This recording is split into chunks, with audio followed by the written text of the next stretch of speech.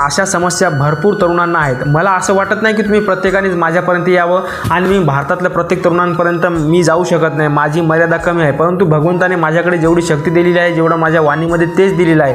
आणि हा व्हिडिओ जर तुमच्यापर्यंत पोहोचला तर तुमचं भाग्य आणि माझं भाग्य की मी तुमच्या कामी पडत आहे. तर या समस्येतून 16व्या वर्षापासून हस्तमैथून केलेलं आहे. जवळपास 4-5 वर्ष हस्तमैथून केलं, त्यानंतर हस्तमैथून करण्याची गरज पडत नाही. वेरी आपोआप बाहेर निघत आहे. दररोज स्वप्नदोष होत आहे. तर यामधून 0 बजेटमध्ये बाहेर पडण्यासाठी काय करावं? तर हे बघ मित्रा, काही टेन्शन घेऊ नको, घाबरू नको. आतापर्यंत त्यांनी 10,000 रुपये खर्च केलेले आहेत. तर आता इतका खर्च करण्याची गरज नाही. मी तुला 0 बजेटमध्ये औषध उपाययोजना सांगत आहे. काय करायचं? तुमचं जितकं वय आहे, 24 वय आहे ना, 24 दुनी 48, जवळपास राऊंड फिगर 50 धर.